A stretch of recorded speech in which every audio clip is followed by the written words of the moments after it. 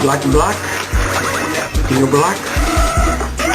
Number 1 or number 2? Number 3? Number 4? Number 5? Ready to do some photo shoot spots and know you cold on that photography. Tell them where Aaron and Steve got it from. They got it from the master, brother.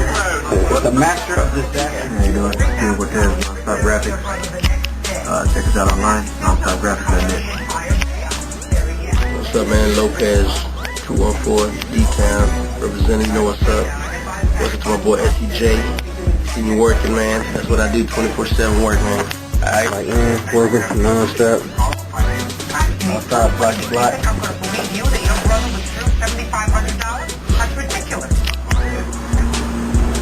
Alright, S.E.J.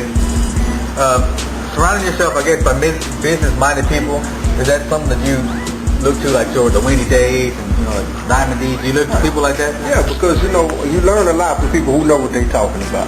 I'm a big fan of common sense. I learned a lot from individuals such as Windy Day, Diamond D, who was a pioneer, figured out ways to make money off of it, gave me my first record deal in high school. And I just look at people, and I learned from the George Lopez, from the Cap, the Ed, from yourself, what you've been doing for the city with Nonstop Graphics, for influential people. And I appreciate them for opening up and being honest with me. But, it's a lot of people in the city who, like they claim they got a manager or they know so much about the business but have done nothing. Yeah. But you know so much and you so hot and this and this, but you having a hell of a time making one song. Like, I got 9 hours. Yeah. Come on now. Come on. So, do you have people like that every day coming up to you and asking for your opinion or putting you down? Do you have to be honest with you, no. Because you would think common sense that they would be like, well, you know this and this. But so many people are so caught up in their own way of wanting to do stuff. And all I got to say, to test of time, these are the same people we usually don't see anymore. If they get around to dropping their first project, they definitely lose relevance because they have no staying power. Yeah. Okay. Now, what if those same people come to you and say, you should have more than what you have being 9-10 albums deep in the game? Okay, well, I would tell them, those same individuals, they would have to understand where we came from to understand where we at now. We just recently got to MySpaces and the internets. I'm talking as far as a year or 2 ago. We didn't have this coming up. Back then, it was get in the car. It was put your own money behind that. It wasn't no have your own studio. We had to pay for this. We had so much overhead. So to accomplish one album was a heck of an accomplishment. Back when we started, all of us started together. Right, because that was work. It's getting easier now. We didn't have the support of the city or the radios or even the typical person just got around to wanting to hear Dallas music, but they want to hear, but they still ain't buying into it, which is evident in the artist record sales. Right. You know what I'm saying? But it's getting better, but that's why they would have to understand there's been a struggle because of the politics and the system, the way everything was set up. It wasn't as an artist, but at the end of the day, I'm happy, and still doing what I do. I mean, when Jay-Z came out, the reason was out. And you look at Jay-Z, and not just Jay-Z, some of the most influential artists, even when Master P was rocking. Master P probably couldn't, rap to save his life, but Master P could rap. Yeah. And we felt him because he came from the heart. Right. And that's what it's about, just making music that comes from the heart. That's what I'm, doing with the Champion record, just putting it out there, and, not afraid to just be who I am. Right. So do you think the people want that, or do they want the party and get crunk and carefree songs? Truthfully, I do think people want that because they want people that they can relate to that can bring, you into their world. Because you look at Lil Wayne, he brings you into his world. You see what I'm saying? T.I. brings you into his world. And that's what S.E.J. is going to do, bring you into my world. That's what the Champion is all about. Okay, but do you think the new artists of this era then are doing that?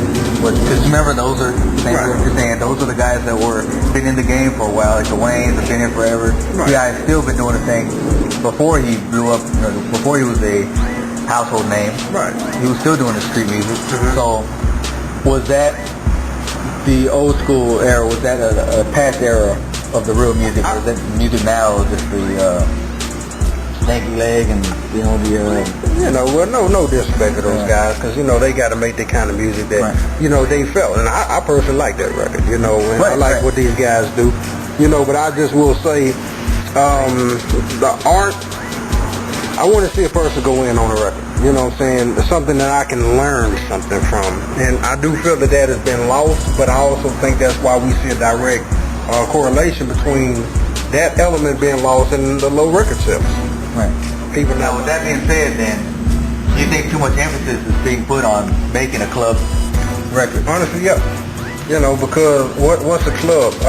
You hear something in the club and they dance and get you in the mood. Because the South has always been prevalent for club records. Right. But the same way we could take a UGK record and they will have some club records. They got some records on there too.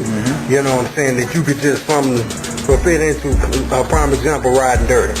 You know, they had their club records, you know, but then they still had one of the biggest records on there was One Day You're Here, Next Day You're Gone. Right. That's a blues record. Right. You see what I'm saying? A lot of stuff Pimp did was blues type feel. And it's just not, even that new Gorilla's old record out, that Lost, that is not a club record. But if you play it in the club, everybody gonna feel it. Right. It's gonna get Dun Dun is not a club record, but you play that in the club. Come on, man, real music is real music, right. You know, and that's just what we need to get back to. You know, let's take chances. Okay, now do you think too much emphasis is being put on getting hot in the streets, taking it to the club, and then you get played on the radio? Yeah, that's cliche. Because you got records like Bad Love Ball that Prince Rick and Trail Lee got. It's in the club. It's out on MySpace. Why it's not on the radio? But just because it's in the radio, that's just a matter of what the small conglomerate of people who got saying that, you know, may decide to want to give that artist a chance. But then, why are we getting deals and not selling anything? That's where I question, okay, well maybe we should look at what we're saying is hot. Because as a whole, every artist that gets an opportunity to shine nationally, their success or failure definitely greatly affects the next individual. Right. You know, so that's why I'm just like, well, come on now. I mean, if you say that you're a judgment and you know your music, then the music you see is not going to national level and it flops. That's a reflection of what you claim is your judgment. So basically, I feel like those individuals should get outside themselves, you know, and give other things. And what do you do different then? Learning from the trap stars and all those who got the deals. What do you have to do different? Well, you know, getting the company to do what they're supposed to do. I think that's what happened with Tom and Tuck, quite frankly, because Tom had a great record. Tuck had a great record. That's universal fault on that one. You know, miscommunication or whatnot, whatever. You know, so I really don't fault nothing that they did on their end. It's just, you know, they tried to drop it after the fact. That's why I criticize major labels in the way that they operate. Because you're competing with the internet, something hot on the internet. Just because it's on BET, it does not instantly. You got to get that artist that face, put that artist out there. Throw marketing dollars. I understand it's a drought, but if you claim you believe in it, throw marketing dollars there. And I just make sure that my marketing is straight. And the label, we work together. You ain't not just sign me and I turn in the record. No, we're going to have to be partners hand in hand. Same thing you see what T.I. does with Atlantic. And if people don't believe me, listen to that first intro on the King album. He had Cohen on there. He had Kevin Lyles on there. All the big wigs from Atlantic on that record, on that one song. That shows you how you got to be working. It's a partnership. Also, being signed is a job. You got certain places to be, certain requirements, and certain things, and dates and deadlines. You got to meet those. It's a job. Do you think the DJ's job is overrated as far as getting a record out there? Honestly, I think they're very important. You know, I would like to see DJs be a little bit more aggressive. You know, you got a couple of DJs helping out, you know, but then I'm not going to point the finger at the DJ. I think the artist got to put it out there. But honestly, if they see an artist doing something, help them.